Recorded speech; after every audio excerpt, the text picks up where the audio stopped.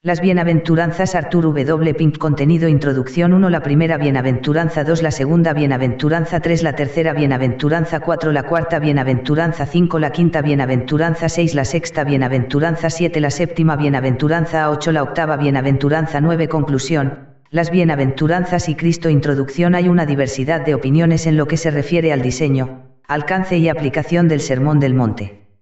La mayoría de los comentaristas lo han visto como una exposición de la ética cristiana. Hombres como el conde Tolstoy lo han visto como el planteamiento de una regla de oro por la que todos los hombres deben vivir. Otros han hecho hincapié en su orientación dispensacionalista, insistiendo en que pertenece, no a los santos de la presente dispensación, sino a los creyentes de un futuro milenio. Sin embargo, dos declaraciones inspiradas revelan su verdadero alcance. En Mateo 5, 1, 2, nos damos cuenta de que Jesús estaba aquí enseñándoles a sus discípulos. De Mateo 7 y 28, 29 queda claro que él también se dirigía a una gran multitud del pueblo. Por lo tanto, es evidente que este discurso de nuestro Señor contiene tanto instrucción para creyentes como para incrédulos por igual. Hay que tener en cuenta que este sermón fue la primera declaración que Cristo hizo al público en general que había sido criado en un judaísmo defectuoso. Probablemente también fue su primer discurso a sus discípulos.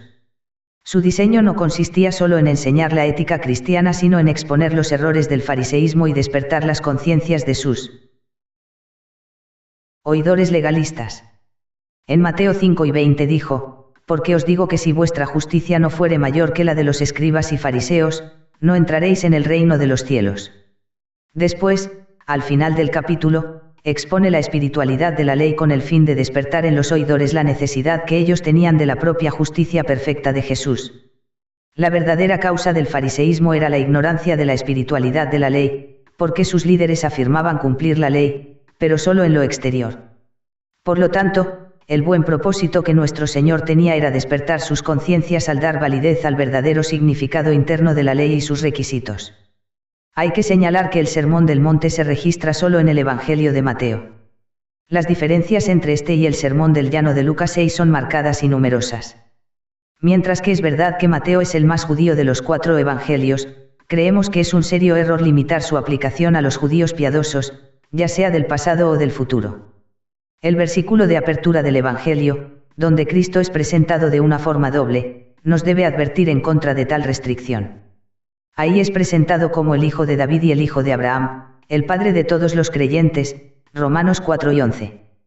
Por lo tanto, estamos completamente seguros que este sermón expresa principios espirituales que prevalecen en todas las épocas y sobre esta base hemos de continuar. La primera predicación de Jesucristo parece haber sido resumida en una frase corta pero crucial, como la de Juan el Bautista antes de él: arrepentíos, porque el reino de los cielos se ha acercado, Mateo 3, 2, 4 y 17. En un estudio breve como este, no es posible desarrollar el tema tan interesante, el reino de los cielos, que es y cuáles son los diferentes periodos de su desarrollo, pero estas bienaventuranzas nos enseñan mucho acerca de los que pertenecen a ese reino y sobre los cuales Jesucristo pronunció sus formas más elevadas de bendición. Jesucristo vino una vez en la carne y volverá nuevamente. Cada venida tiene un objetivo especial en relación con el reino de los cielos. La primera venida de nuestro Señor fue con el propósito de establecer un imperio entre los hombres y sobre los hombres, poniendo los fundamentos de ese imperio dentro de las almas de las personas. Su segunda venida tendrá el propósito de establecer ese imperio en la gloria. Por lo tanto, es de vital importancia que entendamos cuál es el carácter de los súbditos de ese reino para que podamos saber si pertenecemos al reino y si sus privilegios, prerrogativas y recompensas futuras son parte de nuestra herencia presente y futura. De esta manera una persona puede comprender la importancia de un estudio sincero y cuidadoso de estas bienaventuranzas. Las debemos examinar como un todo, no podemos tomar una sola sin perder una parte de la lección que ellas enseñan en conjunto. Estas bienaventuranzas forman un cuadro. Cuando un artista hace un cuadro, cada línea puede ser elegante y magistral, pero es la unión de las líneas lo que revela su relación mutua, es la combinación de los diferentes trazos artísticos y toques mínimos lo que nos da el cuadro completo. Así que aquí, aunque cada aspecto por separado tiene su propia belleza y gracia peculiares y muestra la mano de un maestro, solo cuando tomamos todas las líneas en conjunto vemos todo el cuadro de lo que es un verdadero súbdito y ciudadano en el reino de Dios, parafraseando al Dr. A.T. Pierson. La gran salvación de Dios es gratuita, sin dinero y sin precio, Isaías 55, 1. Esta es una provisión muy misericordiosa de la gracia divina, porque si Dios pusiera la salvación a la venta, ningún pobre pecador la podría asegurar al ver que no tiene nada con que comprarla. Pero la gran mayoría es insensible a esto, sí, todos nosotros lo somos hasta que el Espíritu Santo abre nuestros ojos cegados por el pecado. Solo los que han pasado de muerte a vida se vuelven conscientes de su pobreza, toman el lugar de mendigos, están dichosos de recibir la caridad divina y comienzan a buscar las verdaderas riquezas. Por esta razón a los pobres es anunciado el Evangelio, Mateo 11, 5, predicado no solo a sus oídos sino a sus corazones. De esta manera, la pobreza en espíritu, la conciencia que una persona tiene de su vacío y necesidad es resultado de la obra del Espíritu Santo dentro del corazón del hombre. Surge del doloroso descubrimiento de que toda mi justicia es como trapo de inmundicia, Isaías 64, 6. Lo que viene después es que soy despertado al hecho de que mis mejores desempeños son inaceptables, sí, una abominación, ante quien es 3 veces santo. Así que una persona que es pobre en espíritu se da cuenta de que es un pecador que se merece el infierno. La pobreza en espíritu se puede ver como el lado negativo de la fe. Es darse cuenta de esa absoluta falta de valor que viene antes de echar mano de Cristo por fe, espiritualmente, es comer de su carne y beber de su sangre, Juan 6, 48-58. Es la obra del Espíritu vaciando el corazón del yo para que Cristo lo pueda llenar. Es un sentimiento de necesidad y destitución. Esta primera bienaventuranza es, entonces, esencial porque describe un rasgo fundamental que se encuentra en cada alma regenerada. El que es pobre en espíritu no es nada a sus propios ojos y siente que delante de Dios, su lugar correcto está en el polvo. Puede dejar ese lugar por medio de la falsa enseñanza o la mundanalidad, pero Dios sabe cómo traerlo de vuelta. Y en su fidelidad y amor Él lo va a hacer porque el lugar de la humilde autodegradación delante de Dios es el lugar de bendición para sus hijos. El Señor Jesús revela en Mateo 11 y 29 cómo cultivar este espíritu que honra a Dios. El que posee esta pobreza en espíritu es pronunciado bendito, porque ahora tiene una disposición que es justo lo contrario de lo que era suyo por naturaleza, porque posee la primera evidencia segura de que una obra divina de gracia se ha forjado dentro de él, porque tal espíritu lo hace buscar fuera de él mismo el verdadero enriquecimiento, porque es un heredero del reino de los cielos. 1. La primera bienaventuranza: bienaventurados los pobres en espíritu, porque de ellos es el reino de los cielos. Mateo 5, 3, en efecto, es una bendición mostrar la manera en la que comienza este sermón. Cristo no comenzó pronunciando maldiciones sobre los malvados sino pronunciando bendiciones sobre su pueblo. ¿Cómo se parece esto a él, para quien el juicio es una extraña obra? Isaías 28, 21, 22, cf. Juan 1 y 17. Pero qué rara es la siguiente palabra: bienaventurados o dichosos los pobres en espíritu. ¿Quién los había visto antes como los bienaventurados de la tierra? ¿Y quién, aparte de los creyentes, los ve así el día de hoy? Y cómo estas palabras de apertura dan en el blanco de la idea clave de toda la enseñanza posterior de Cristo: lo más importante no es lo que un hombre hace sino lo que es. Bienaventurados los pobres en espíritu. ¿Qué es pobreza de espíritu? Es lo contrario a esa disposición altiva, engreída y autosuficiente que el mundo tanto admira y alaba. Es todo lo contrario a esa actitud independiente y jactanciosa que se niega a inclinarse ante Dios, que decide enfrentar las cosas y que dice junto con Faraón: ¿quién es Jehová, para que yo oiga su voz y deje ir a Israel? Éxodo 5, 2. Ser pobre en espíritu es darse cuenta de que no tengo nada, que no soy nada, que no puedo hacer nada y que necesito todas las cosas. La pobreza de espíritu es evidente en una persona cuando es puesta en el polvo delante de Dios para que reconozca su total impotencia. Esta es la primera evidencia experiencial de una obra divina de la gracia dentro del alma y corresponde al primer despertar del hijo pródigo en un país lejano cuando comenzó a faltarle, Lucas 3 y 14. 2. La segunda bienaventuranza: bienaventurados los que lloran, porque ellos recibirán consolación. Mateo 5, 4, llorar es detestable y molesto para la pobre naturaleza humana. De un modo instintivo nuestros espíritus se encogen con el sufrimiento y la tristeza. Por naturaleza buscamos la compañía de los alegres y dichosos. Nuestro texto presenta una anomalía para los no regenerados, sin embargo, es música dulce para los oídos de los elegidos de Dios. Si son bienaventurados entonces, ¿por qué lloran? Si lloran, ¿cómo pueden ser bienaventurados? Solo el Hijo de Dios tiene la clave para esta paradoja. Entre más meditamos en nuestro texto estamos más obligados a exclamar, ningún hombre habló como este hombre. Bienaventurados, dichosos, son los que lloran es un aforismo que está en completo desacuerdo con la lógica del mundo. Los hombres en todos los lugares y en todas las épocas han visto a los prósperos y dichosos como los que son felices, pero Cristo pronuncia dichosos a los que son pobres en espíritu y que lloran. Ahora bien, es obvio que a lo que aquí se hace referencia no es a cualquier clase de llanto. Hay una tristeza del mundo, que produce muerte, 2 Corintios 7 y 10. El llanto para el que Cristo promete consolación se debe limitar a lo espiritual. El llanto que se bendice es el que se produce por darse cuenta de la santidad y bondad de Dios, que en un sentido emana de la depravación de nuestras naturalezas y de la enorme culpa de nuestra conducta. El llanto para el cual Cristo promete la consolación divina es una tristeza por nuestros pecados con un dolor piadoso. Las 8 bienaventuranzas están ordenadas en 4 pares. Vamos a probar esto a medida que avancemos. La primera de la serie es la bendición que Cristo pronunció sobre los que son pobres en espíritu, que nosotros tomamos como una descripción de los que han sido despertados a la conciencia de su propia insignificancia y vacío. Ahora bien, la transición de esta pobreza al llanto es fácil de seguir. De hecho, el llanto va tan cerca que en realidad es el compañero de la pobreza. El llanto al que aquí se hace referencia es evidentemente más que el llanto del duelo, la aflicción o la pérdida. Es un llanto por el pecado.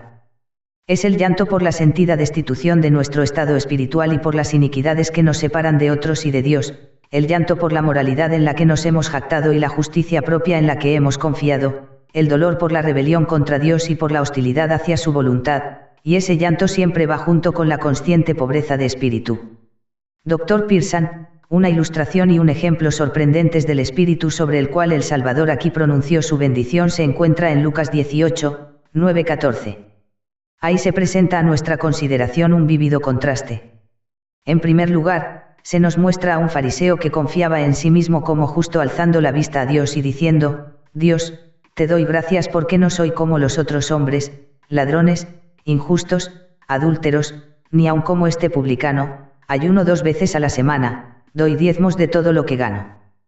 Puede que todo esto haya sido verdad del modo en que él lo veía, sin embargo, este hombre volvió a su casa en un estado de condenación. Sus vestidos finos eran trapos, sus ropas blancas estaban inmundas, aunque no lo sabía. Después se nos muestra al publicano que estaba lejos y que, en el lenguaje del salmista, estaba tan atribulado por sus iniquidades que no era capaz de levantar la mirada, Salmos 40, 12. No se atrevía a alzar sus ojos al cielo, sino que se golpeaba el pecho. Consciente de la fuente de corrupción que había dentro de él, clamó, Dios, sé propicio a mí, pecador.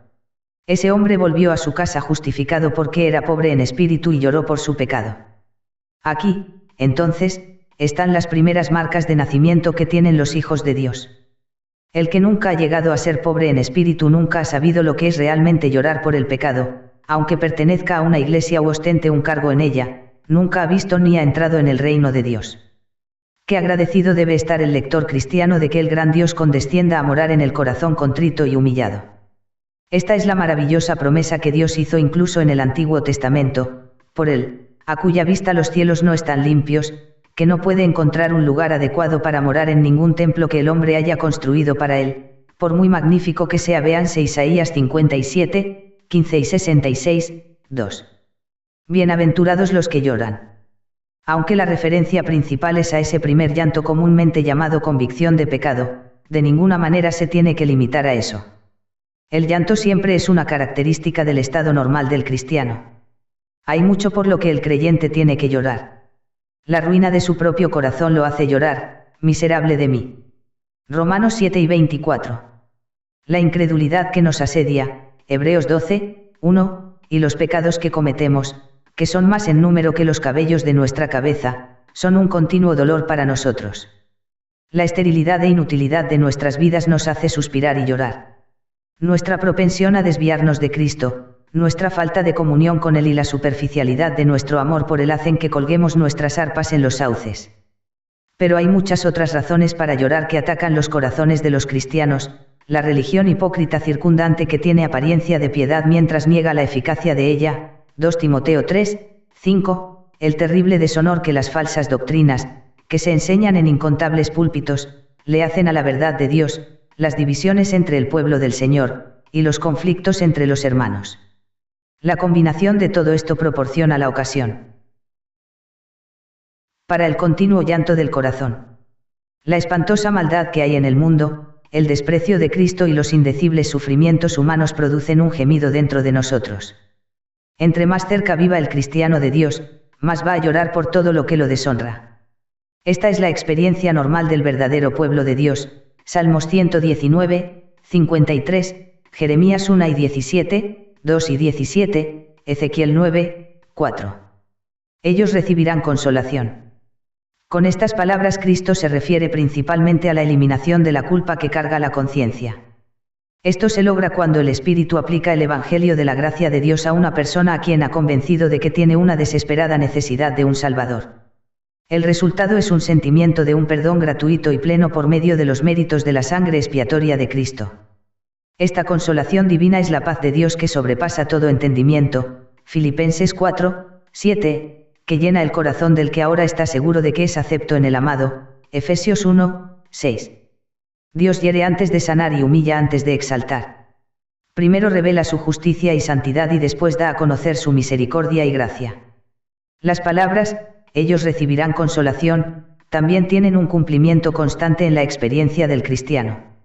Aunque llora por sus inexcusables fracasos y se los confiesa a Dios, aún así es consolado con la seguridad de que la sangre de Jesucristo, el Hijo de Dios, lo limpia de todo pecado, 1 Juan 1, 7. Aunque gime por el deshonor que se le hace a Dios por todos lados, aún así es consolado por saber que rápidamente se está acercando el día cuando Satanás va a ser echado al infierno para siempre y cuando los santos van a reinar con el Señor Jesús en cielos nuevos y tierra nueva, en los cuales mora la justicia, 2 Pedro 3 y 13. Aunque el Señor muchas veces ponga sobre él su mano que disciplina y aunque ninguna disciplina al presente parece ser causa de gozo, sino de tristeza, Hebreos 12 y 11, aún así es consolado al darse cuenta que todo esto está obrando para él un cada vez más excelente y eterno peso de gloria, 2 Corintios 4 y 17. Como el apóstol Pablo, el creyente que está en comunión con su Señor puede decir, como entristecidos, mas siempre gozosos, 2 Corintios 6 y 10. A menudo se le puede llamar para que beba de las aguas amargas de Mara, pero Dios ha plantado cerca un árbol para que las endulce. Sí, los cristianos que lloran son consolados incluso el día de hoy por el Divino Consolador, a través del servicio de sus siervos, por medio de palabras de aliento de los hermanos cristianos y, cuando estos no están disponibles, por las preciosas promesas de la palabra, que el Espíritu les hace entender con poder a sus corazones del tesoro de sus recuerdos. Ellos recibirán consolación. El mejor vino se reserva para el final. Por la noche durará el lloro, y a la mañana vendrá la alegría, Salmos 30, 5. Durante la larga noche de su ausencia, los creyentes han sido llamados a tener comunión con el que fue el varón de dolores.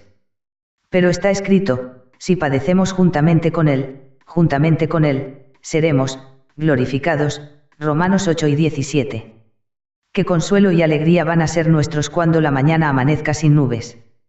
Entonces huirán la tristeza y el gemido, Isaías 35, 10. Entonces se van a cumplir las palabras de la gran voz celestial de Apocalipsis 21, 3, 4, he aquí el tabernáculo de Dios con los hombres, y él morará con ellos, y ellos serán su pueblo, y Dios mismo estará con ellos como su Dios. Enjugará Dios toda lágrima de los ojos de ellos, y ya no habrá muerte, ni habrá más llanto, ni clamor, ni dolor, porque las primeras cosas pasaron. 3. La tercera bienaventuranza: bienaventurados los mansos, porque ellos recibirán la tierra por heredad. Mateo 5, 5, han existido grandes diferencias de opinión en cuanto al significado exacto de la palabra manso. Algunos consideran que su significado es paciencia, un espíritu de resignación, otros que es desinterés, un espíritu de abnegación, otros que es benignidad, un espíritu que no toma venganza, que soporta las aflicciones con tranquilidad. Sin duda hay cierto grado de verdad en cada una de estas definiciones. Sin embargo, al escritor le parece que difícilmente profundizan lo suficiente porque no toman en cuenta el orden de esta tercera bienaventuranza. En lo personal, definiremos mansedumbre como humildad. Bienaventurados los mansos, es decir, los humildes, los sencillos. Veamos si otros pasajes aclaran esto. La primera vez que la palabra manso aparece en la Escritura es en Números 12, 3. Aquí el Espíritu de Dios ha señalado un contraste con lo que está registrado en los versículos anteriores. Ahí leemos que Miriam y Aarón hablan contra Moisés, solamente por Moisés ha hablado Jehová, no ha hablado también por nosotros.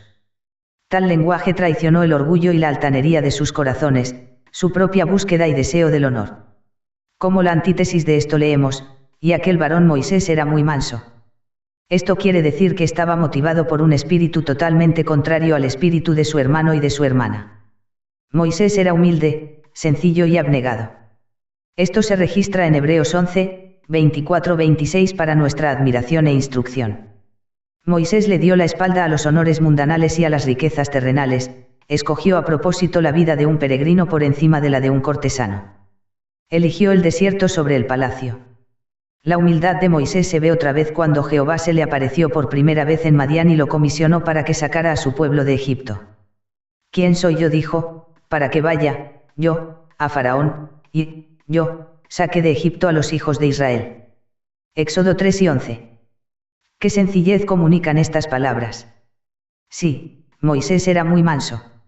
Otros textos de la Escritura confirman, y parece que necesitan, la definición que se sugirió antes: encaminará a los humildes por el juicio, y enseñará a los mansos su carrera. Salmos 25, 9. ¿Qué puede significar esto sino que Dios promete aconsejar e instruir a los humildes y de corazón sencillo? He aquí, tu rey viene a ti, manso, y sentado sobre una asna. Mateo 21, 5. Aquí está encarnada la humildad y la sencillez. Hermanos, si alguno fuere sorprendido en alguna falta, vosotros que sois espirituales, restauradle con espíritu de mansedumbre, considerándote a ti mismo, no sea que tú también seas tentado. Gálatas 6, 1. No está claro que esto significa que se necesita un espíritu de humildad en aquel a quien Dios va a usar para restaurar a un hermano que se ha descarriado. Tenemos que aprender de Cristo, que fue manso y humilde de corazón. El último término explica el primero. Notemos que otra vez están unidos en Efesios 4, 2, donde el orden es humildad y mansedumbre. Aquí el orden está, a propósito, al revés que en Mateo 11 y 29. Esto nos demuestra que son sinónimos. Después de haber buscado establecer que la mansedumbre, en las Escrituras, quiere decir humildad y sencillez, observemos ahora cómo esto queda confirmado por el contexto. Y después esforcémonos por determinar la manera en que tal mansedumbre encuentra su expresión. Constantemente se debe tener en cuenta que en estas bienaventuranzas nuestro Señor está describiendo el orden del proceso de la obra de gracia de Dios de la manera en que empíricamente se lleva a cabo en el alma. Primero, hay pobreza de espíritu, un sentimiento de insuficiencia e insignificancia. Después, hay llanto por mi condición perdida y aflicción por lo terrible de mis pecados contra Dios. Después de esto, en el orden de la experiencia espiritual, se encuentra la humildad del alma. Aquel en quien el Espíritu de Dios ha obrado, al producir un sentimiento de insignificancia y de necesidad es ahora convertido en polvo delante de Dios. Hablando como alguien a quien Dios usó en el ministerio del Evangelio, el apóstol Pablo dijo: porque las armas de nuestra milicia no son carnales, sino poderosas en Dios para la destrucción de fortalezas, derribando argumentos y toda altivez que se levanta contra el conocimiento de Dios, y llevando cautivo todo pensamiento a la obediencia a Cristo. 2 Corintios 10, 4, 5. Las armas que los apóstoles usaron fueron las verdades de la Escritura que escudriñan, condenan y humillan. Estas, cuando el Espíritu las aplicó de manera efectiva, fueron poderosas para la destrucción de fortalezas, es decir, de los poderosos prejuicios y defensas farisaicas dentro de los cuales los hombres pecadores se refugiaron. Los resultados son los mismos el día de hoy: imaginaciones o razonamientos orgullosos, la enemistad de la mente carnal y la oposición de la mente recién regenerada en relación a la salvación son ahora llevadas cautivas a la obediencia a Cristo. Por naturaleza, todos los pecadores son farisaicos porque desean ser justificados por las obras de la ley. Por naturaleza, todos heredamos de nuestros primeros padres la tendencia de confeccionarnos una cubierta para esconder nuestra vergüenza. Por naturaleza, todos los miembros de la raza humana caminan por el camino de Caín, que buscó encontrar la aceptación de Dios sobre la base de una ofrenda producida por su propio trabajo. En una palabra, deseamos obtener una posición delante de Dios sobre la base del mérito personal, queremos comprar la salvación con nuestras buenas obras, estamos ansiosos por ganar el cielo debido a nuestras propias acciones. El camino de la salvación de Dios es demasiado humillante como para agradar a la mente carnal, porque quita todo motivo para jactarse. Por lo tanto, es inaceptable al corazón orgulloso de los no regenerados. El hombre quiere participar en su salvación. Que se le diga que Dios no va a recibir nada de él, que la salvación es solo un asunto de la misericordia divina, que la vida eterna es solo para los que vienen con las manos vacías a recibirla solamente como una cuestión de caridad, es ofensivo al religioso farisaico. Pero no es así para el que es pobre en espíritu y que llora por su estado vil y miserable. La palabra misericordia es música a sus oídos. La vida eterna como el regalo gratuito de Dios va bien con su condición afligida por la pobreza. La gracia, el favor soberano de Dios a los que se merecen el infierno es justo lo que siente que debe tener. Tal persona ya no tiene ningún pensamiento de justificarse a sí mismo a sus propios ojos, todas sus objeciones altaneras contra la benevolencia de Dios son ahora silenciadas. Está contento de reconocerse como un mendigo e inclinarse en el polvo delante de Dios. Una vez, como Naamán, se rebeló contra los términos humillantes que el siervo de Dios le anunció, pero ahora, como Naamán al final, está contento de bajarse de su carruaje de orgullo y tomar su lugar en el polvo delante del Señor. Cuando Naamán se inclinó ante la humilde palabra del siervo de Dios fue curado de su lepra. De la misma manera, cuando el pecador reconoce su insignificancia, se le muestra el favor divino. Esa persona recibe la bendición divina, bienaventurados los mansos. Hablando de forma anticipada por medio de Isaías, el Salvador dijo, el Espíritu de Jehová me ungió. Y me ha enviado a predicar buenas nuevas a los abatidos, Isaías 61, 1. Y una vez más está escrito, porque Jehová tiene contentamiento en su pueblo, hermoseará a los humildes con la salvación, Salmos 149, 4. Mientras que la aplicación principal de la tercera bienaventuranza es la humildad del alma que se inclina ante el camino de la salvación de Dios, no se debe limitar a eso. La mansedumbre también es un aspecto intrínseco del fruto del Espíritu que se forja en el cristiano y se produce por medio de él, Gálatas 5 y 22, 23. Es esa cualidad del Espíritu que se encuentra en quien ha sido instruido en la benignidad por la disciplina y el sufrimiento y que ha sido llevado a la dulce resignación de la voluntad de Dios. Cuando se pone en práctica, esa gracia en el creyente lo hace soportar con paciencia los insultos y los agravios, hace que esté listo para que el menos eminente de los santos lo instruya y amoneste, lo lleva a estimar a los demás como superiores a él mismo, Filipenses 2, 3, y lo enseña a atribuir todo lo que es bueno en él a la gracia soberana de Dios. Por otro lado, la verdadera mansedumbre no es una debilidad. Una prueba impactante de esto se da en Hechos 16, 35-37.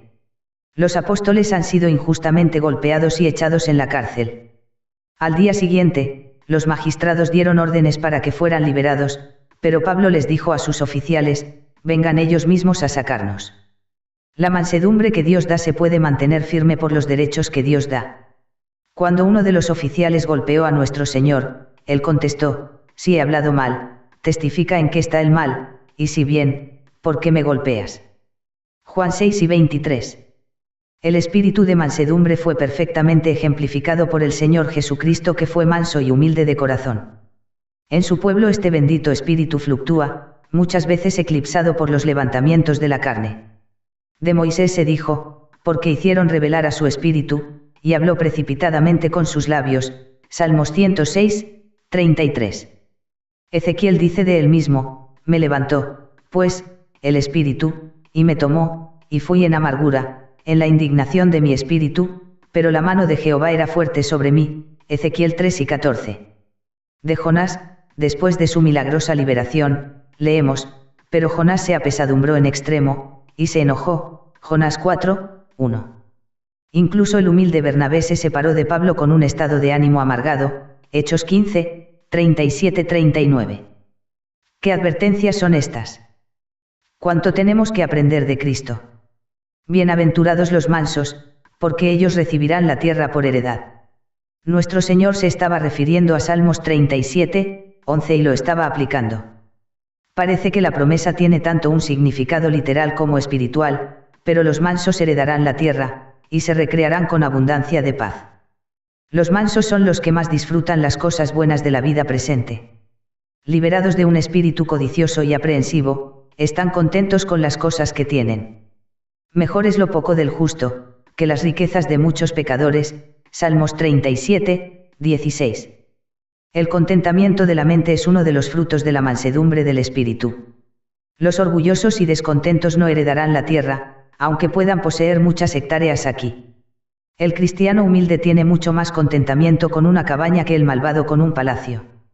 Mejor es lo poco con el temor de Jehová, que el gran tesoro donde hay turbación. Proverbios 3 y 16. Los mansos recibirán la tierra por heredad. Como hemos dicho, esta tercera bienaventuranza es una referencia a Salmos 37, 11. Muy probablemente el Señor Jesús estaba usando el lenguaje del Antiguo Testamento para expresar una verdad del Nuevo Pacto. La carne y sangre de Juan 6, 50-58 y el agua de Juan 3, 5 tienen, para los regenerados, un significado espiritual. Lo mismo pasa aquí con la palabra tierra o terreno.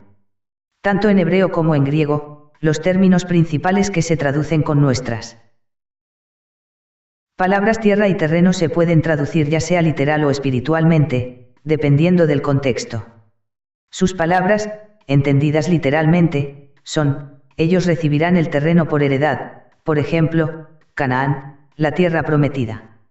Él habla de las bendiciones de la nueva economía en el lenguaje de la profecía del Antiguo Testamento.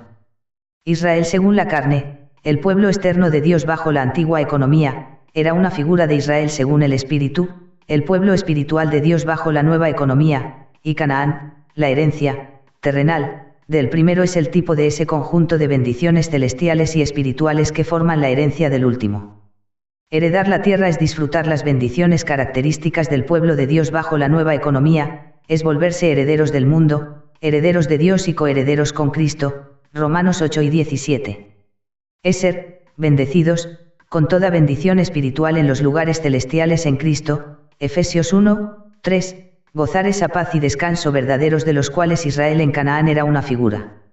Dr. Ian Brown, sin duda también hace referencia al hecho de que los mansos, al fin de cuentas, van a heredar la tierra nueva, en la cual mora la justicia. 2 Pedro 3 y 13. 4. La cuarta bienaventuranza: bienaventurados los que tienen hambre y sed de justicia, porque ellos serán saciados.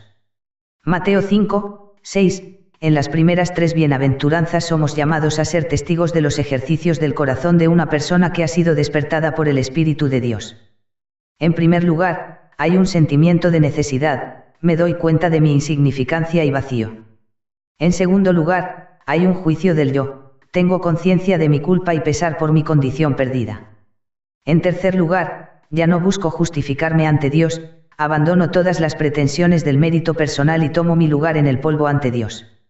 Aquí, en la cuarta bienaventuranza, el ojo del alma se aparta del yo hacia Dios por una razón muy especial: hay un anhelo por la justicia que necesito urgentemente pero sé que no poseo. Ha habido mucha discusión innecesaria en cuanto a la importancia precisa de la palabra justicia en nuestro presente texto.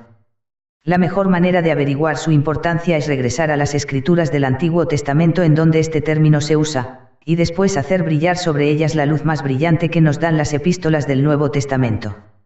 Rociad, cielos, de arriba, y las nubes destilen la justicia, ábrase la tierra, y produzcanse la salvación y la justicia, háganse brotar juntamente. Yo Jehová lo he creado. Isaías 45, 8. La primera mitad de este versículo se refiere, en un lenguaje figurado, a la venida de Cristo a esta tierra, la segunda mitad a su resurrección, cuando fue resucitado para nuestra justificación. Romanos 4 y 25. Oídme, duros de corazón, que estáis lejos de la justicia. Haré que se acerque mi justicia, no se alejará, y mi salvación no se detendrá. Y pondré salvación en Saían, y mi gloria en Israel. Isaías 46, 12, 13. Cercana está mi justicia, ha salido mi salvación, y mis brazos juzgarán a los pueblos, a mí me esperan los de la costa, y en mi brazo ponen su esperanza. Isaías 51, 5. Así dijo Jehová, guardad derecho, y haced justicia, porque cercana está mi salvación para venir, y mi justicia para manifestarse. Isaías 56, 1.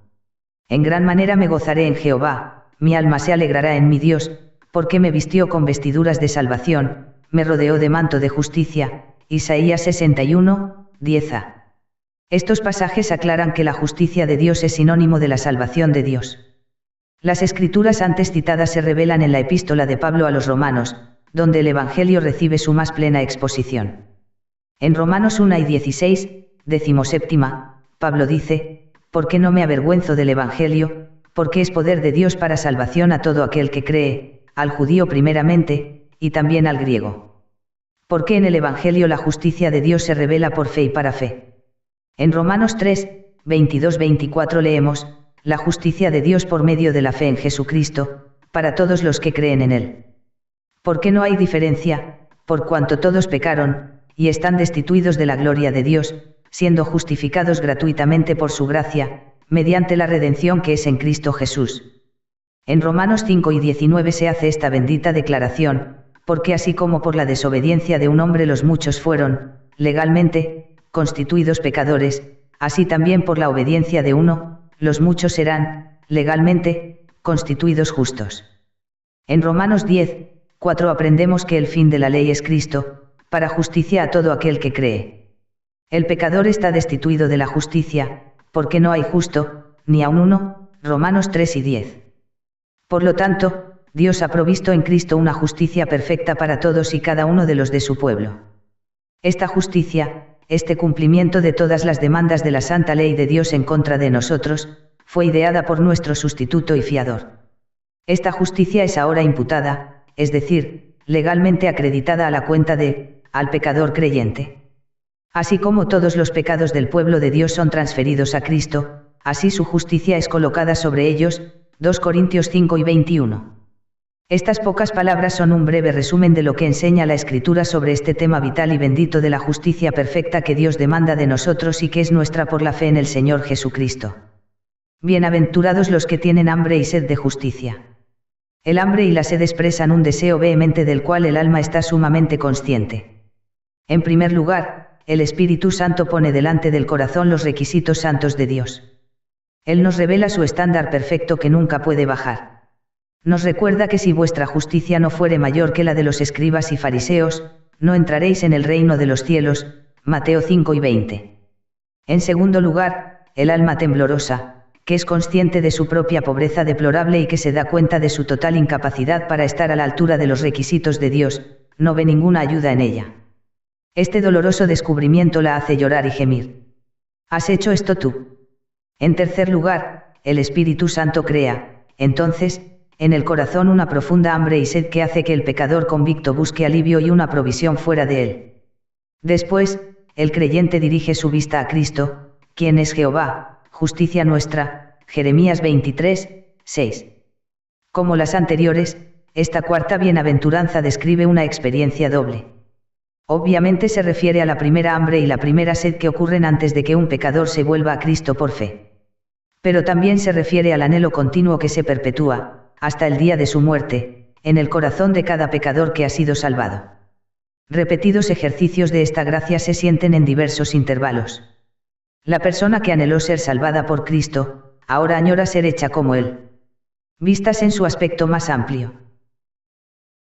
Esta hambre y esta sed se refieren a un grito ahogado del corazón que ha sido renovado por Dios. Salmos 42, 1. Un anhelo de caminar más cerca de Él y un deseo de ser conformados más perfectamente a la imagen de su Hijo. Nos habla de esas aspiraciones que la nueva naturaleza tiene por la bendición divina, que por sí solas pueden fortalecer, sostener y satisfacer. Nuestro texto presenta tal paradoja que es evidente que ninguna mente carnal la inventó. ¿Puede alguien, que ha sido llevado a una unión vital con aquel que es el pan de vida y en quien mora toda la plenitud, ser hallado todavía hambriento y sediento? Sí. Esta es la experiencia del corazón renovado. Distingue con cuidado el tiempo del verbo, no es bienaventurados los que han tenido hambre y sed, sino, bienaventurados los que tienen hambre y sed. ¿Tienes hambre y sed, querido lector? ¿O estás contento con tus logros y satisfecho con tu condición? Tener hambre y sed de justicia siempre ha sido la experiencia de los verdaderos santos de Dios, Filipenses 3, 8-14. Porque ellos serán saciados.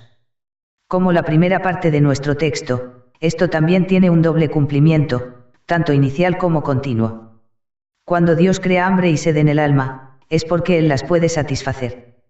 Cuando al pobre pecador se le hace sentir su necesidad de Cristo, es con el fin de que pueda ser atraído a Cristo y llevado a abrazarlo como su única justicia delante de un Dios santo. Se deleita en confesar a Cristo como su justicia recién encontrada y glorificarlo solo a Él. 1 Corintios 1 y 30, 31. Esa persona, a quien Dios ahora llama un santo, 1 Corintios 1, 2, 2 Corintios 1, 1, Efesios 1, 1, Filipenses 1, 1, debe experimentar una llenura que continúe, no con vino, lo que es un exceso, sino con el Espíritu, Efesios 5 y 18. Debe ser lleno con la paz de Dios que sobrepasa todo entendimiento, Filipenses 4, 7. Nosotros, que confiamos en la justicia de Cristo, vamos un día a ser llenos con la bendición divina sin ninguna mezcla de tristeza, vamos a ser llenos con alabanza y acción de gracias a Él, que produjo en nosotros cada obra de amor y obediencia, Filipenses 2 y 12, 13, como el fruto visible de su obra salvadora en y por nosotros. En este mundo, a los hambrientos colmó de bienes, Lucas 1 y 53, que este mundo no puede dar ni tampoco puede retener de los que buscan a Jehová, Salmos 34, 10. Él concede tal bondad y misericordia sobre nosotros que somos las ovejas de su prado, y nuestras copas rebozan, Salmos 23, 5, 6. Sin embargo, todo lo que al presente disfrutamos no es sino un mero anticipo de todo lo que nuestro Dios ha preparado para los que le aman, 1 Corintios 2, 9. En el estado eterno, vamos a ser llenos con la perfecta santidad porque seremos semejantes a Él, 1 Juan 3, 2. Entonces habremos acabado con el pecado para siempre. Entonces ya no tendremos hambre y ya no tendremos sed. 5 La quinta bienaventuranza. Bienaventurados los misericordiosos, porque ellos alcanzarán misericordia. Mateo 5, 7. En las primeras 4 bienaventuranzas, que ya hemos estudiado, observamos una progresión definida del despertar espiritual y de la transformación como una de las ideas claves de la enseñanza de nuestro Señor. En primer lugar, descubro el hecho de que no soy nada, no tengo nada y no puedo hacer nada, pobreza en espíritu. En segundo lugar, tengo una convicción de pecado, una conciencia de la culpa que produce una tristeza piadosa, el llanto. En tercer lugar, renuncio a la confianza en mí mismo y tomo mi lugar en el polvo delante de Dios, la mansedumbre. En cuarto lugar, tengo un anhelo intenso por Cristo y su salvación, hambre y sed de justicia. Pero, en un sentido, todo esto es únicamente negativo, porque es la percepción que el pecador creyente tiene de lo que es defectuoso en él mismo y de la nostalgia que siente por lo que es deseable. En las siguientes 4 bienaventuranzas llegamos a la manifestación del bien positivo en el creyente, los frutos de una nueva creación y las bendiciones de un carácter transformado. ¿De qué manera esto nos muestra, una vez más, la importancia de darnos cuenta del orden en que se nos presenta la verdad de Dios? Bienaventurados los misericordiosos, porque ellos alcanzarán misericordia. ¿De qué forma tan grotesca los traficantes de méritos han pervertido este texto? Los que insisten en que la Biblia enseña la salvación por obras apelan a este versículo para apoyar su pernicioso error. Pero nada podría debilitar más su propósito. El propósito de nuestro Señor no es plantear el fundamento sobre el cual la esperanza de misericordia del pecador, por parte de Dios, deba descansar, sino más bien es describir el carácter de sus discípulos genuinos. La misericordia es un rasgo destacado en este carácter. De acuerdo con la enseñanza de nuestro Señor, la misericordia es una característica esencial de ese carácter santo al que Dios ha conectado de manera inseparable el gozo de su propia bondad soberana. Por lo tanto, no hay nada en este versículo que favorezca las enseñanzas erróneas del catolicismo romano. La posición que ocupa esta bienaventuranza en su contexto es otra clave para su interpretación. Las primeras 4 describen los primeros ejercicios del corazón de una persona que ha sido despertada por el Espíritu Santo. En el versículo anterior, el alma tiene hambre y sed de Cristo y entonces Él la llena. Aquí se nos muestran los primeros efectos y evidencias de esa llenura. Habiendo obtenido la misericordia del Señor, el pecador salvado ahora ejercita la misericordia. No es que Dios nos exija ser misericordiosos para que tengamos derecho a su misericordia, porque eso echaría por tierra todo el esquema de la gracia divina. Pero habiendo sido el receptor de su maravillosa misericordia, ahora no puedo dejar de actuar con misericordia hacia los demás. ¿Qué es la misericordia? Se trata de una disposición compasiva hacia mis semejantes y hermanos cristianos. Es esa bondad y benevolencia que siente las miserias de los demás. Es un espíritu que ve con compasión los sufrimientos de los afligidos. Es esa gracia que hace que una persona trate con benevolencia al ofensor y desprecie tomar venganza. Es el espíritu perdonador, es el espíritu que no se venga, es el espíritu que desiste de todo intento de autovindicación y que no devuelve herida por herida sino bien en lugar de mal y amor en lugar de odio. Eso es misericordia. Cuando el alma perdonada recibe la misericordia, esa alma llega a apreciar la belleza de la misericordia y añora poner en práctica hacia otros ofensores la gracia similar a la que se pone en práctica con ella. Dra. T. Pearson. La fuente de este temperamento misericordioso no se debe atribuir a nada en nuestra naturaleza humana caída. Es verdad que hay algunos que no hacen ninguna profesión de ser cristianos y en quienes muchas veces vemos no poca bondad de temperamento, simpatía por el sufrimiento y una buena disposición para perdonar a los que los han agraviado. Por admirable que esto pueda ser, desde un punto de vista puramente humano, esto está muy por debajo de esa misericordia sobre la cual Cristo pronunció aquí su bendición. La amabilidad de la carne no tiene valor espiritual porque sus movimientos no están ni regidos por las Escrituras ni son puestos en práctica haciendo referencia a la autoridad divina. La misericordia de esta quinta bienaventuranza es lo que se de forma espontánea de un corazón que está cautivado por, y enamorado de, la misericordia de Dios. La misericordia de nuestro texto es producto de la nueva naturaleza que el Espíritu Santo ha implantado en el Hijo de Dios. Se pone en práctica cuando contemplamos la maravillosa gracia, piedad y paciencia que Dios tiene hacia miserables indignos como nosotros. Entre más medito en la misericordia soberana que Dios me tiene, más voy a pensar en el fuego inextinguible del que he sido librado por medio de los sufrimientos del Señor Jesús. Entre más consciente estoy de mi deuda con la gracia divina, más misericordiosamente voy a actuar hacia los que me agravian, me hieren y me odian. La misericordia es uno de los atributos de la naturaleza espiritual que una persona recibe con el nuevo nacimiento. La misericordia en el Hijo de Dios no es sino un reflejo de la abundante misericordia que se encuentra en su Padre Celestial. La misericordia es una de las consecuencias naturales y necesarias de un Cristo misericordioso morando en nosotros. No siempre se puede poner en práctica, algunas veces puede ser sofocada o confrontada por los apetitos de la carne. Pero cuando el tenor general del carácter de un cristiano y la tendencia principal de su vida se toman en cuenta, queda claro que la misericordia es un rasgo inequívoco del nuevo hombre. El impío toma prestado, y no paga, mas el justo tiene misericordia, y da. Salmos 37, 21. Fue la misericordia en Abraham, después de que su sobrino lo había agraviado, la que lo hizo buscar y asegurar la liberación de Lot. Génesis 14, 1-16.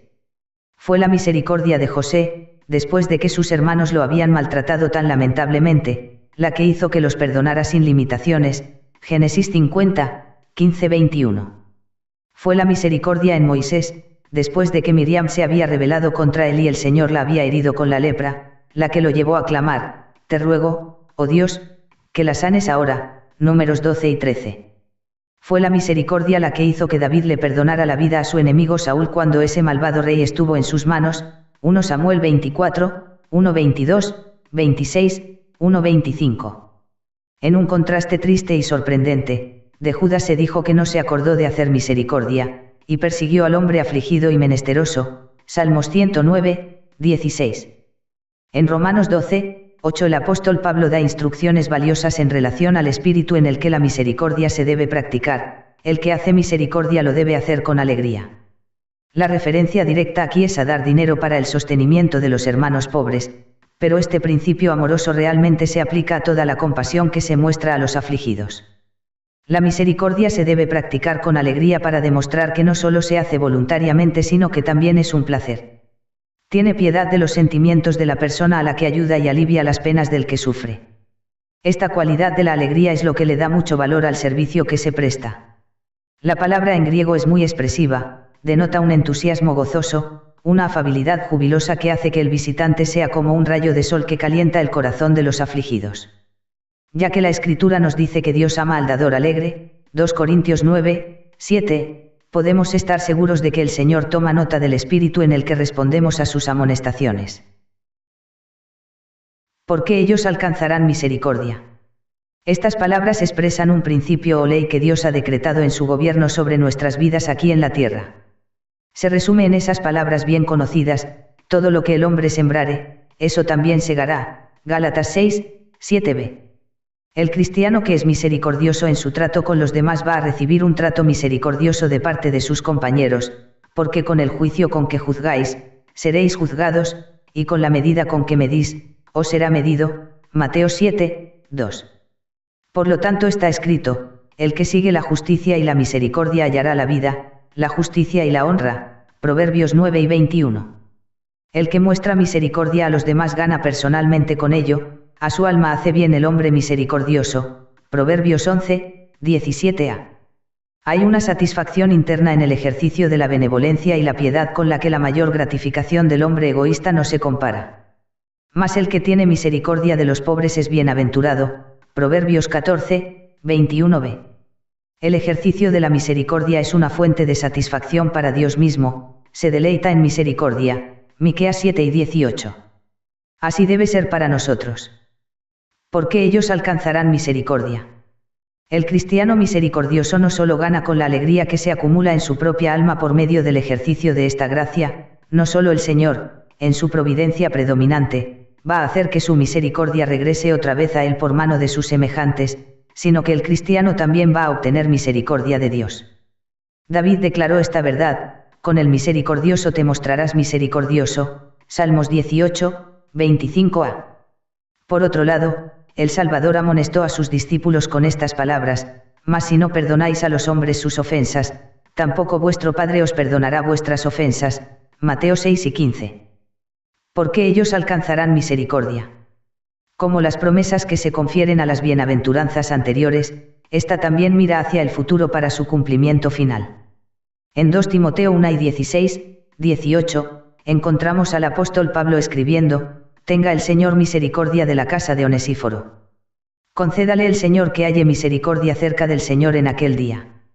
En Judas 21, los santos también son exhortados a estar esperando la misericordia de nuestro Señor Jesucristo. Esto se refiere al reconocimiento definitivo que hace de nosotros como su propio pueblo redimido en su segunda venida en gloria. 6. La sexta bienaventuranza: bienaventurados los de limpio corazón, porque ellos verán a Dios. Mateo 5, 8. Esta es otra de las bienaventuranzas que los enemigos del Señor han pervertido de una manera grotesca, enemigos que, como sus predecesores los fariseos, han asumido la postura de campeones de la verdad y se han jactado de una santidad superior a la que el verdadero pueblo de Dios se atrevería a reclamar.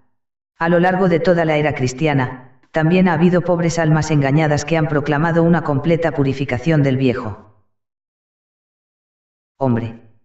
Otros han insistido en que Dios los ha renovado de una manera tan completa que la naturaleza carnal ha sido erradicada, de modo que ellos no solo no cometen pecados sino que no tienen deseos o pensamientos pecaminosos.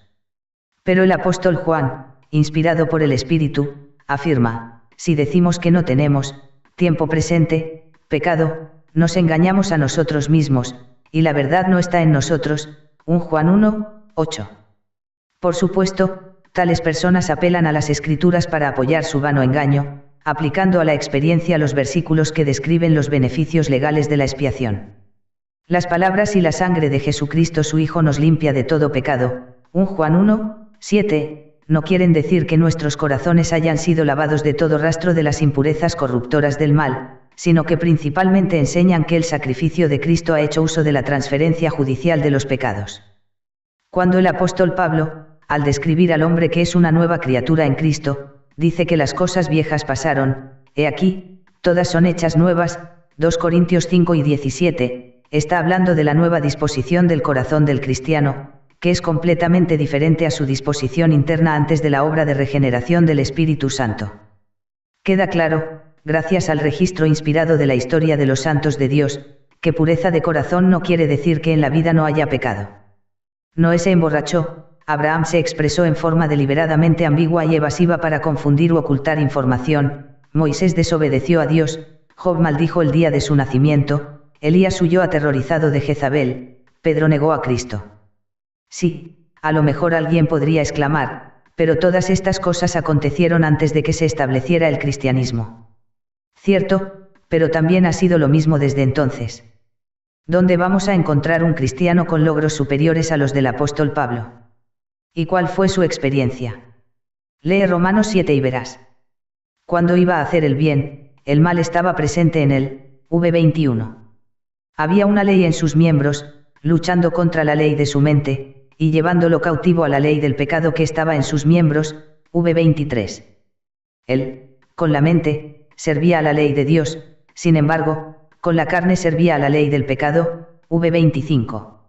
La verdad es que una de las evidencias más concluyentes de que nosotros sí poseemos un corazón puro es el descubrimiento y la conciencia de la impureza remanente que sigue invadiendo nuestros corazones. Pero acerquémonos más a nuestro texto. Bienaventurados los de limpio corazón. Al buscar una interpretación para cualquier parte de este sermón del monte, lo primero que hay que tener en mente es que a los que nuestro Señor se estaba dirigiendo se habían criado en el judaísmo.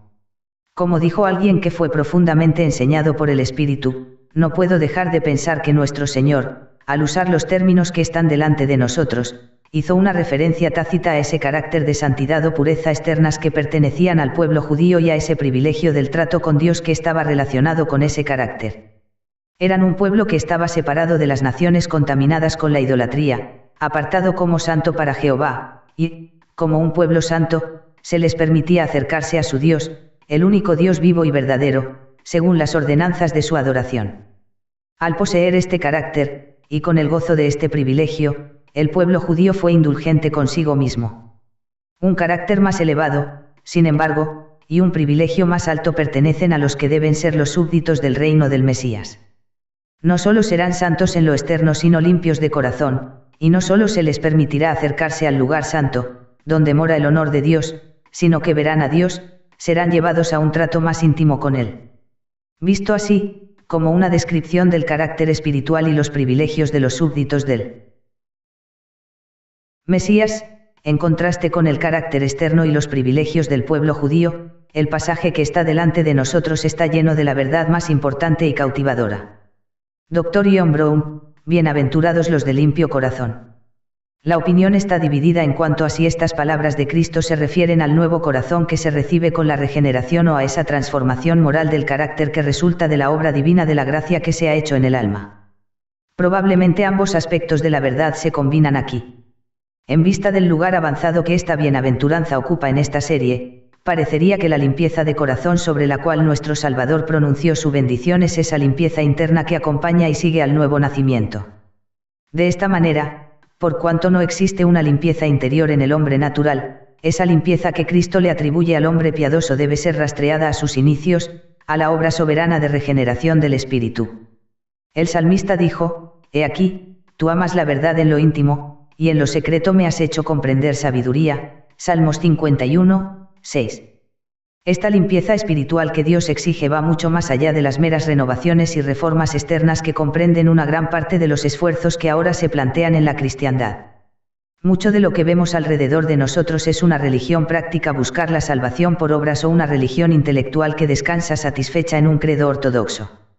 Pero Dios mira el corazón, 1 Samuel 16, 7, es decir, ve todo el ser interior incluyendo el entendimiento, los afectos y la voluntad. Porque Dios ve adentro, le debe dar un corazón nuevo, Ezequiel 36, 26, a su propio pueblo y, de hecho, son bienaventurados los que lo reciben porque un corazón limpio es aceptable al dador. Como se dio a entender anteriormente, creemos que esta sexta bienaventuranza contempla tanto el nuevo corazón que se recibe con la regeneración como la transformación del carácter que sigue a la obra de gracia que Dios hace en el alma.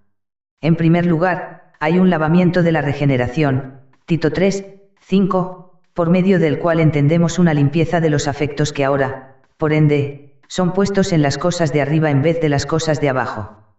Esto está estrechamente ligado a ese cambio que sigue a la regeneración, en el que todos los creyentes experimentan una purificación por la fe, de sus corazones, Hechos 15, 9. Acompañando a esto está la purificación de la conciencia, Hebreos 10 y 22, que se refiere a que se elimina la carga de la culpa consciente. Esto resulta en darse cuenta en el interior que justificados, por la fe, tenemos paz para con Dios por medio de nuestro Señor Jesucristo, Romanos 5, 1. Pero la limpieza de corazón que aquí Cristo elogia va más allá de esto. ¿Qué es limpieza? Es estar libre de la corrupción y los afectos divididos, es sinceridad, veracidad y firmeza de corazón. Como una cualidad del carácter cristiano, la definiríamos como una sencillez piadosa. Es lo contrario de subterfugio y falsedad. El cristianismo genuino hace a un lado, no solo la malicia, sino también el engaño y la hipocresía. No es suficiente ser limpio en las palabras y en la conducta exterior. Limpieza de deseos, motivos e intenciones es lo que debe caracterizar, y lo hace en general, al Hijo de Dios. Aquí, entonces, hay una prueba muy importante para que cada cristiano profesante se la realice. Mis afectos están puestos en las cosas de arriba. Mis motivos son limpios. ¿Por qué me congrego con el pueblo del Señor? ¿Es para ser visto de los hombres o es para encontrarme con el Señor y disfrutar la dulce comunión con Él y su pueblo? Porque ellos verán a Dios.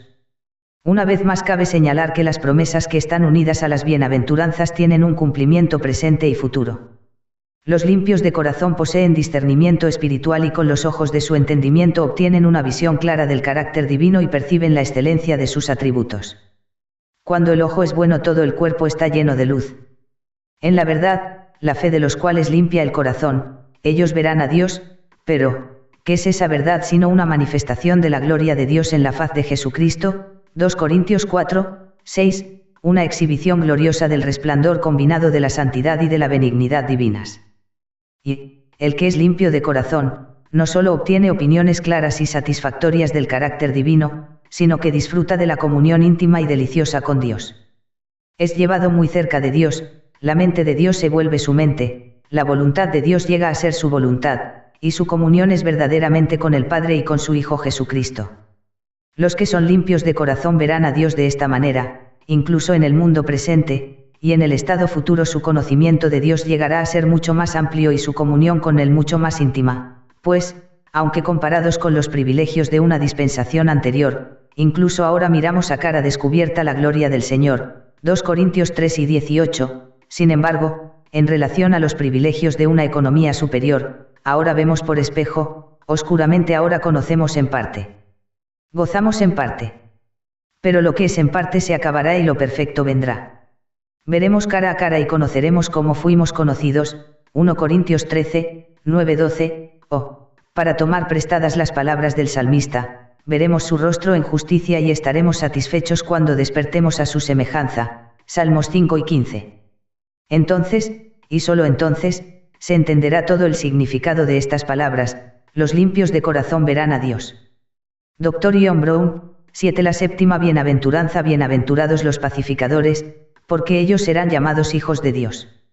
Mateo 5, 9. De todas, esta séptima bienaventuranza es la más difícil de explicar.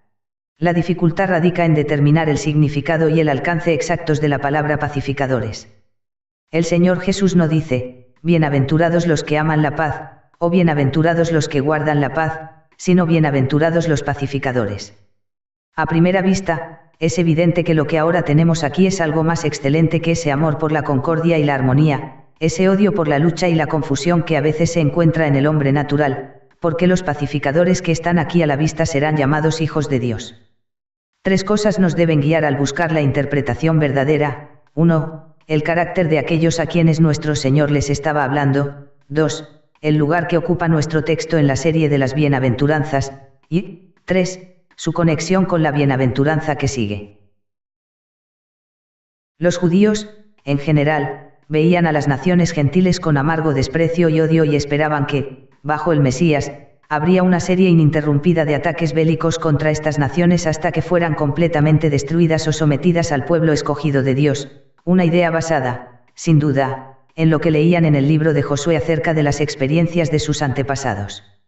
En su opinión, los que enfáticamente se merecían el nombre de dichosos debían ser empleados bajo el Mesías príncipe para vengarse de las naciones paganas de todos los males que le habían hecho a Israel. Qué diferente es el espíritu de la nueva economía.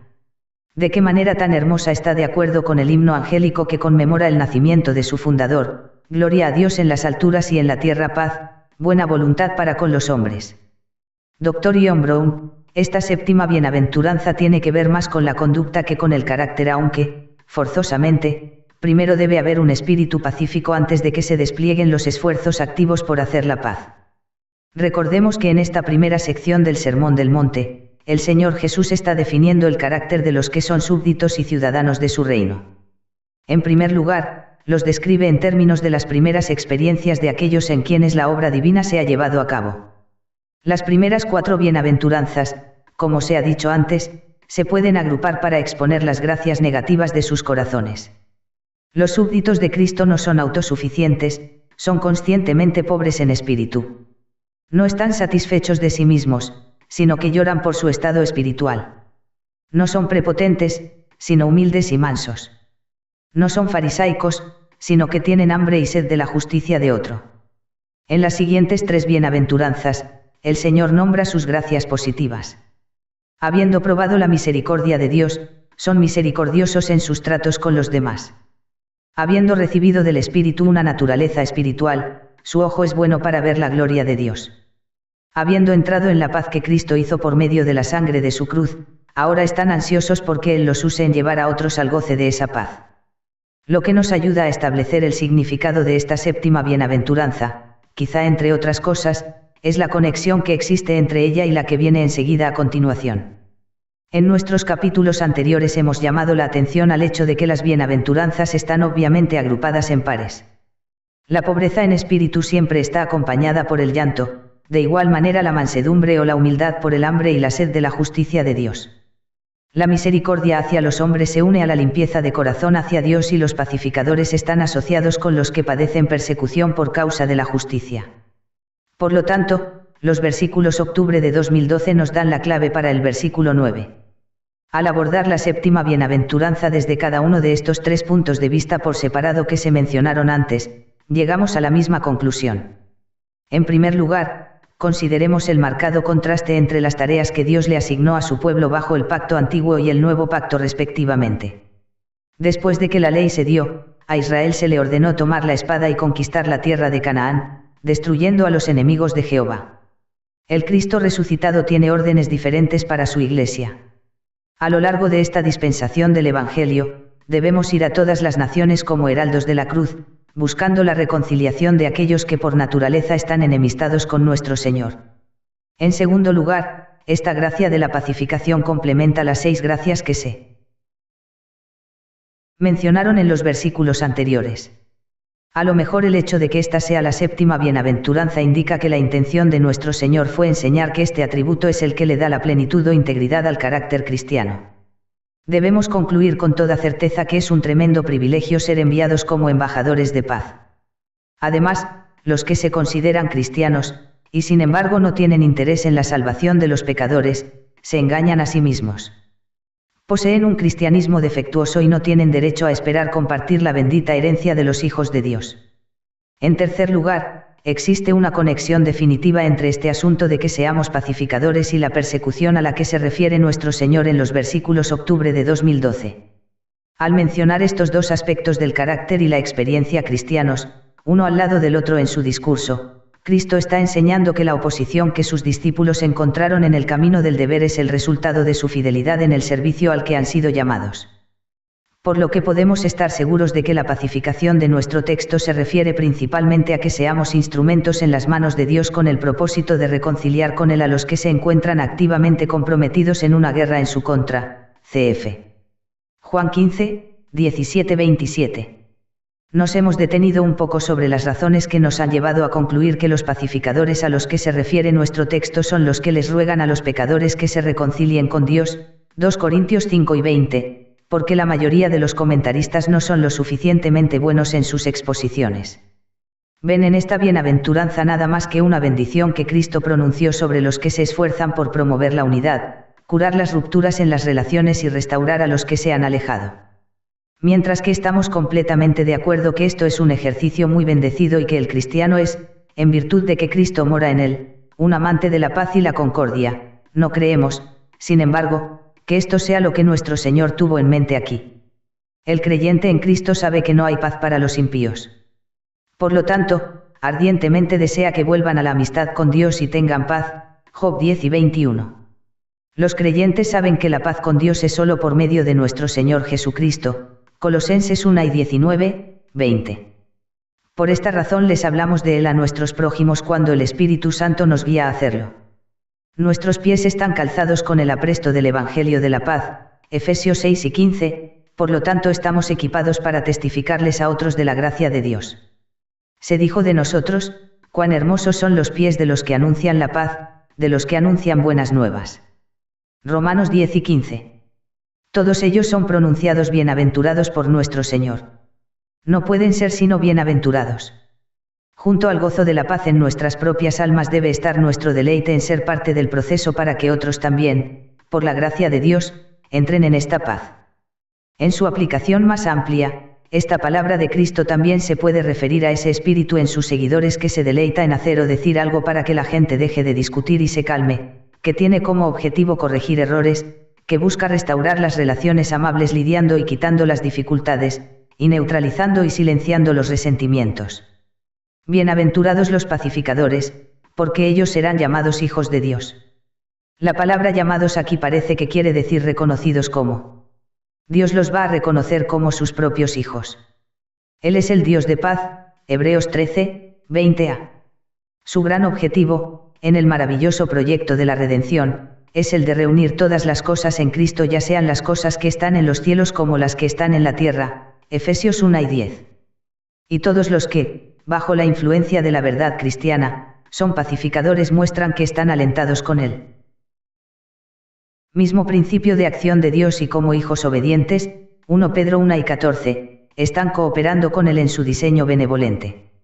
Dr. John Brown, el mundo los puede despreciar por fanáticos, los profesores de religión los pueden ver como sectarios de mente estrecha y sus familiares los pueden ver como tontos. Pero el gran Dios los reconoce como sus hijos, incluso el día de hoy, distinguiéndolos con señales de su relación peculiar y haciendo que su espíritu dentro de ellos les testifique que son hijos de Dios. Pero en el día que vendrá, públicamente reconocerá su relación con ellos en la presencia del universo congregado.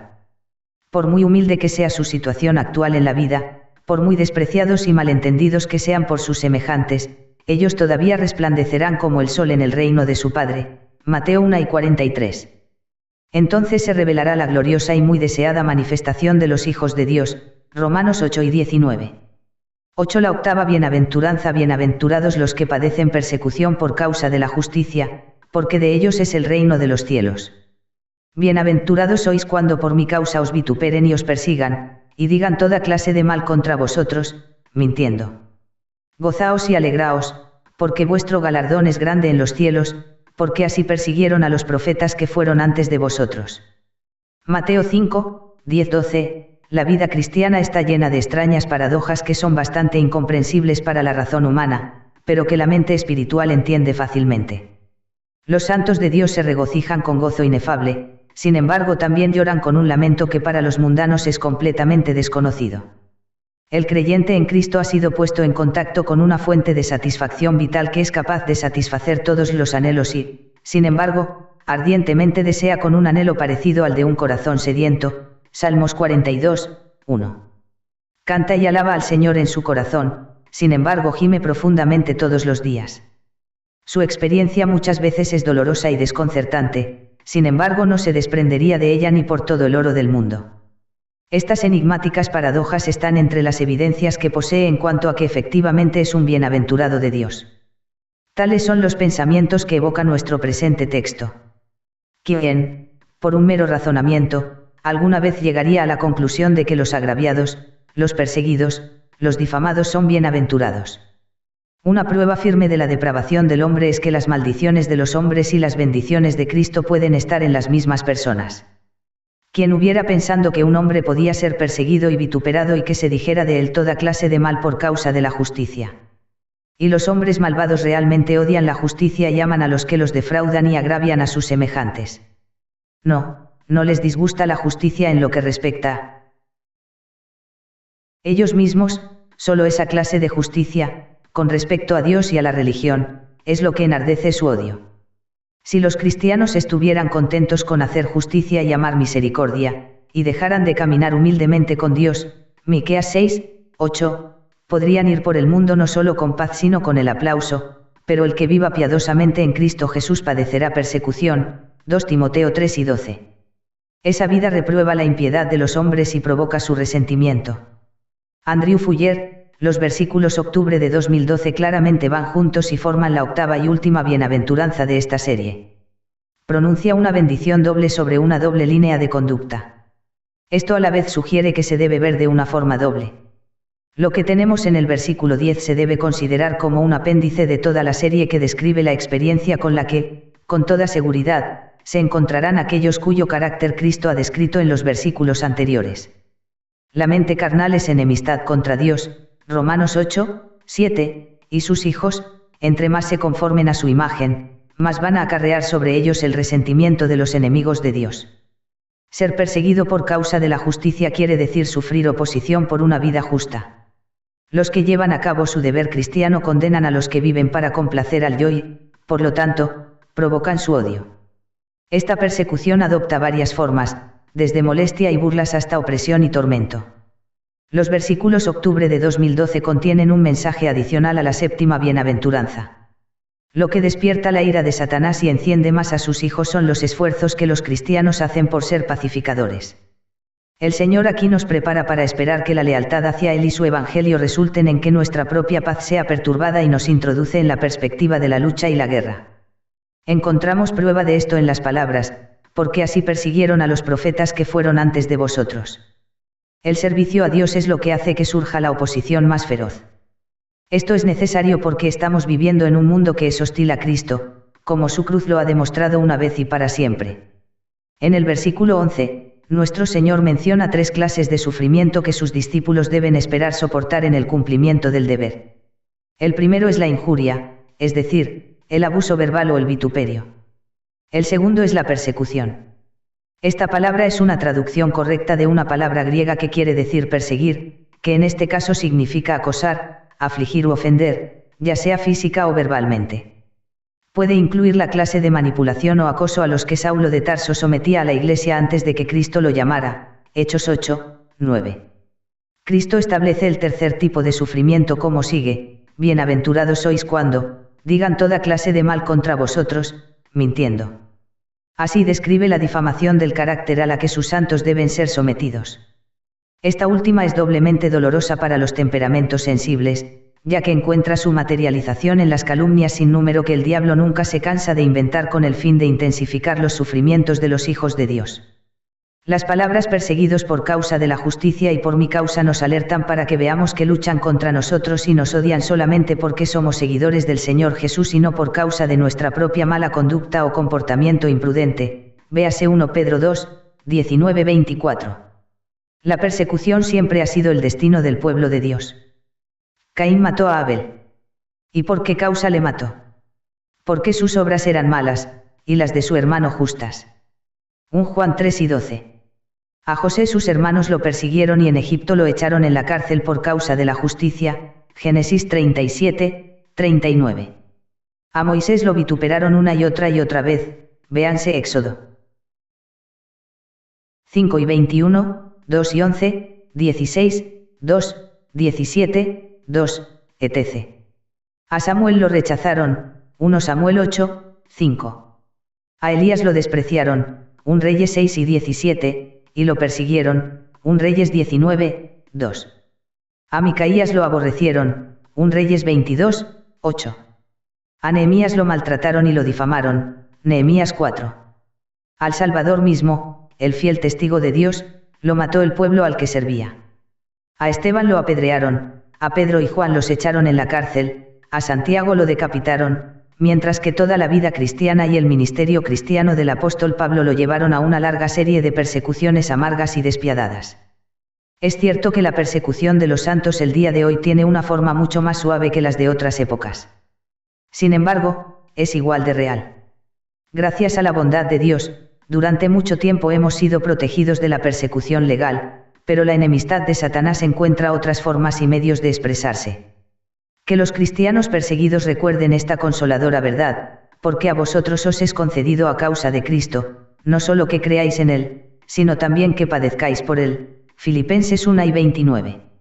Las palabras de Cristo en Juan 3 y 19, 20 nunca han sido anuladas, si fuerais del mundo, el mundo amaría lo suyo, pero porque no sois del mundo, antes yo os elegí del mundo, por eso el mundo os aborrece. Acordaos de la palabra que yo os he dicho, el siervo no es mayor que su señor. Si a mí me han perseguido, también a vosotros os perseguirán, si han guardado mi palabra, también guardarán la vuestra. El odio del mundo se manifiesta en escarnio, reproches, calumnias y ostracismo.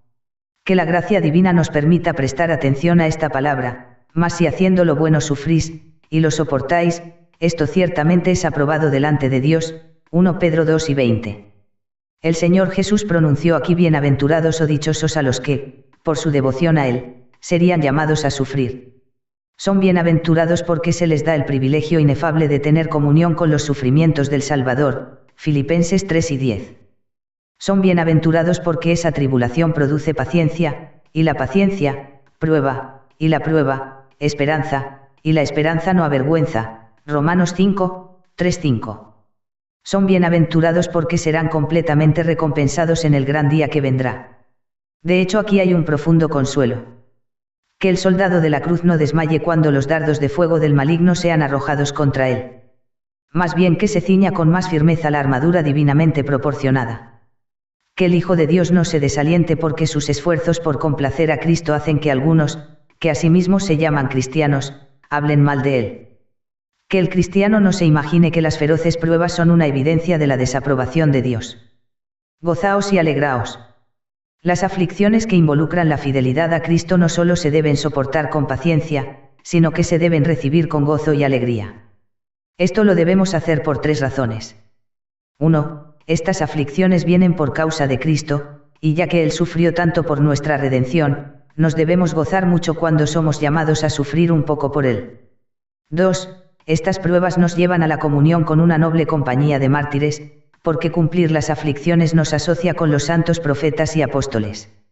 En esa compañía, los reproches se convierten en alabanza y el deshonor se convierte en gloria. 3. A los que sufrimos persecución por causa de Cristo se nos promete una gran recompensa en el cielo. En verdad podemos gozarnos sin importar qué tan feroz pueda ser el conflicto actual. Cuando a propósito hemos escogido sufrir con Cristo, en vez de gozar de los deleites temporales del pecado, Hebreos 11 y 25, también reinaremos con Él, de acuerdo con su propia promesa segura, Romanos 8 y 17. Recuerda a Pedro y a Juan que salieron de la presencia del concilio, gozosos de haber sido tenidos por dignos de padecer. Afrenta por causa del nombre, Hechos 5 y 41. Así también Pablo y Silas, en el calabozo y con la espalda sangrando, cantaban himnos a Dios, Hechos 4 y 25. Se nos dice que otros el despojo de sus bienes sufrieron con gozo, sabiendo que tenían en ellos una mejor y perdurable herencia en los cielos, Hebreos 10 y 34. Que la gracia divina permita que todos los santos de Dios que son calumniados, incomprendidos y oprimidos saquen de estas preciosas palabras de Cristo el consuelo y la fortaleza que necesitan. 9. Conclusión. Las bienaventuranzas y Cristo. Nuestras meditaciones sobre las bienaventuranzas no estarían completas a menos que desviaran nuestros pensamientos a la persona de nuestro bendito Señor. Como nos hemos esforzado por mostrar, describen el carácter y la conducta de un cristiano. Dado que el carácter cristiano se forma en nosotros a través del proceso de la experiencia de ser conformados a la imagen del Hijo de Dios, entonces debemos voltear nuestra mirada a aquel que es el patrón perfecto. En el Señor Jesucristo encontramos las manifestaciones más brillantes y las ejemplificaciones más elevadas de todas las diversas gracias espirituales que se encuentran, como tenues reflejos, en sus seguidores. No una o dos, sino todas estas perfecciones se mostraron en él porque no solo es codiciable sino todo él, es codiciable. Cantar de los Cantares 5 y 16. Que el Espíritu Santo, que está aquí para glorificarlo, tome ahora de las cosas de Cristo y nos las muestre. Juan 4 y 14, 15. En primer lugar, consideremos las palabras, bienaventurados los pobres en espíritu. Qué maravilloso es ver de qué manera las Escrituras hablan de él, que siendo rico se hizo pobre por amor a nosotros, para que con su pobreza fuéramos enriquecidos. 2 Corintios 8, 9. En verdad fue grande la pobreza a la que él entró. Nacido de padres que eran pobres en los bienes de este mundo, comenzó su vida terrenal en un pesebre. Durante su juventud y principios de su edad adulta trabajó mucho en un banco de carpintero. Después de que su ministerio público había empezado, dijo que aunque las zorras tuvieran sus guaridas y las aves del cielo sus nidos, el Hijo del Hombre no tenía dónde recostar su cabeza. Lucas 9:58. Si trazamos las declaraciones mesiánicas registradas en los Salmos por el espíritu de la profecía, encontraremos que una y otra vez él le confesó a Dios su pobreza de espíritu, mas a mí, afligido y miserable. Salmo 69, 29, inclina, oh Jehová, tu oído, y escúchame, porque estoy afligido y menesteroso. Salmos 86, 1, porque yo estoy afligido y necesitado, y mi corazón está herido dentro de mí. Salmos 109, 22. En segundo lugar, meditemos en las palabras, bienaventurados los que lloran. En realidad, Cristo fue el mayor de los que lloran. La profecía del Antiguo Testamento lo tenía contemplado como un varón de dolores, experimentado en quebrando. Isaías 53, 3. Cuando contendía con los fariseos por su observancia servil del sábado, y mientras buscaba enseñarles por medio del precepto y del ejemplo un entendimiento correcto de la santa institución de Dios, estaba entristecido por la dureza de sus corazones. Marcos 3, 5. Lo vemos gemir antes de curar al sordo y mudo. Marcos 7 y 34. Obsérvalo llorar junto a la tumba de Lázaro. Juan 11 y 35. Escucha su lamento por la ciudad amada. Jerusalén, Jerusalén, cuántas veces quise juntar a tus hijos. Mateo 11 y 37. Acércate y con toda reverencia contémplalo en la oscuridad del Getsemaní derramando sus peticiones al Padre con ruegos y súplicas con gran clamor y lágrimas. Hebreos 5, 7. Inclínate con un temor reverente y con asombro mientras lo escuchas gritando desde la cruz: Dios mío, ¿por qué me has desamparado? Marcos 3 y 34. Escucha su súplica lastimera: no os conmueve a cuantos pasáis por el camino. Mirad, y ved si hay dolor como mi dolor que me ha venido. Lamentaciones 1 y 12. En tercer lugar, contempla la belleza de Cristo en la expresión: bienaventurados los mansos. Una veintena de ejemplos se pueden sacar de los evangelios para ilustrar la sublime humildad del encarnado Señor de la Gloria. Obsérvala en los hombres que escogió como sus embajadores. No escogió a los sabios, los educados, los grandes o los nobles. Por lo menos 4 de ellos eran pescadores y uno estaba al servicio del gobierno romano como un despreciable recaudador de impuestos. Se testigó de su humildad con la compañía que él mantuvo. No buscó a los ricos y renombrados, sino que era amigo de publicanos y pecadores. Mateo 11 y 19. Ve esto en los milagros que hizo. Una y otra vez les exigió a los que había sanado que no les dijeran a los hombres lo que había hecho por ellos. Contempla esto en la discreción de su servicio. A diferencia de los hipócritas, que hacían sonar una trompeta delante de ellos cuando estaban a punto de dar limosna a alguna persona pobre, él no buscó ser el centro de atención sino que rehuía la publicidad y desdeñaba la popularidad. Cuando las multitudes lo querían hacer su ídolo, las evitaba. Marcos 1 y 45, 7 y 24. Pero entendiendo Jesús que iban a venir para apoderarse de él y hacerle rey, volvió a retirarse al monte él solo. Juan 6 y 15. Cuando sus hermanos le insistieron diciendo: manifiéstate al mundo, se negó y subió a la fiesta en secreto. Juan 7, 2-10. Cuando, en cumplimiento de la profecía, se presentó a Israel como su rey, entró a Jerusalén de la manera más humilde, cabalgando sobre un pollino de asna. Zacarías 9, 9, Juan 12 y 14. En cuarto lugar, considera la forma en que estas palabras se ejemplifican mejor en Cristo: bienaventurados los que tienen hambre y sed de justicia. ¿Qué resumen es este de la vida interior del hombre Jesucristo? Antes de la encarnación, el Espíritu Santo anunció: y será la justicia cinto de sus lomos. Isaías 11, 5. Cuando Cristo entró a este mundo, dijo: he aquí que vengo, oh Dios. Hebreos 10, 9. Como un niño de 12 años preguntó: ¿no sabíais que en los negocios de mi Padre me es necesario estar? Lucas 2 y 49. Al inicio de su ministerio público declaró: no penséis que he venido para abrogar la ley o los profetas. No he venido para abrogar, sino para cumplir. Mateo 5 y 17. A sus discípulos les declaró: mi comida es que haga la voluntad del que me envió, y que acabe su obra. Juan 4 y 34. El Espíritu Santo ha dicho de él: has amado la justicia y aborrecido la maldad, por tanto, te ungió Dios, el Dios tuyo, con óleo de alegría más que a tus compañeros. Salmos 45, 7. Bien puede ser llamado, Jehová, justicia nuestra, Jeremías 23, 6. En quinto lugar, observa las palabras, bienaventurados los misericordiosos. En Cristo vemos la misericordia personificada. La misericordia por los pobres pecadores fue lo que hizo que el Hijo de Dios cambiara la gloria del cielo por la vergüenza de la tierra.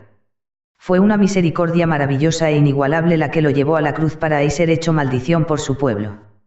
Así que, nos salvó, no por obras de justicia que nosotros hubiéramos hecho, sino por su misericordia. Tito 3, 5.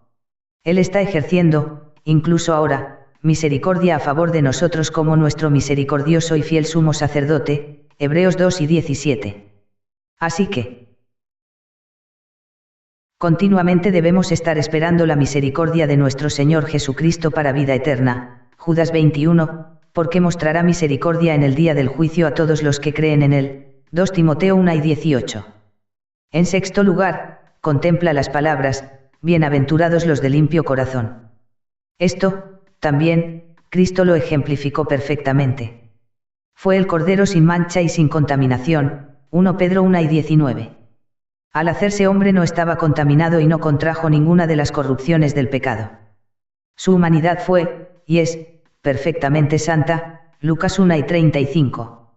Fue santo, inocente, sin mancha, apartado de los pecadores. Hebreos 7 y 26.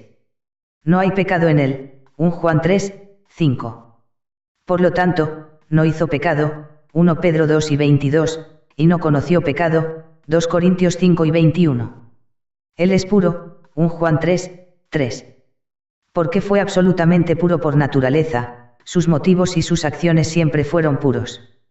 Cuando dijo, no busco mi gloria, Juan 8 y 50, resumió toda su carrera terrenal. En séptimo lugar, medita en las palabras, bienaventurados los pacificadores. Esto es sumamente cierto de nuestro bendito Salvador. Él es el que hizo la paz mediante la sangre de su cruz. Colosenses 1 y 20. Fue designado para ser una propiciación. Romanos 3 y 25, es decir, el que apaciguaría la ira de Dios, satisfaciendo todas las demandas de su ley que había sido quebrantada y glorificando su justicia y santidad. También ha hecho la paz entre judíos y gentiles.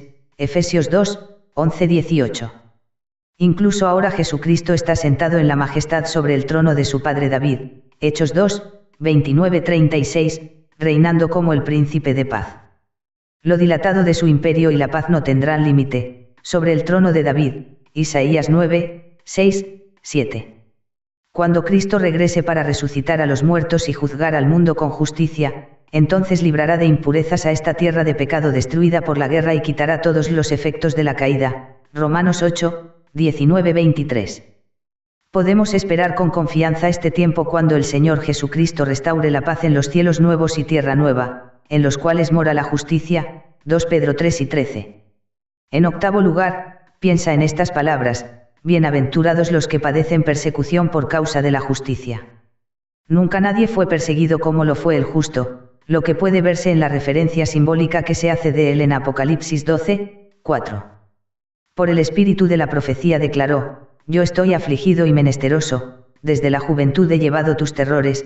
Salmos 88, 15.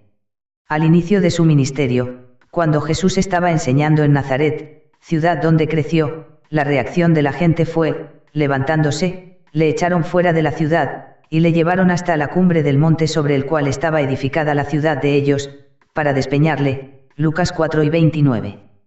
En el recinto del templo, los líderes de los judíos tomaron entonces piedras para arrojárselas. Juan 8 y 59. Durante todo su ministerio sus enemigos persiguieron sus pisadas. Los líderes religiosos lo acusaron de tener un demonio. Juan 8 y 48.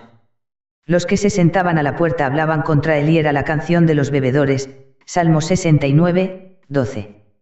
En su juicio le mesaron la barba. Isaías 50, 6.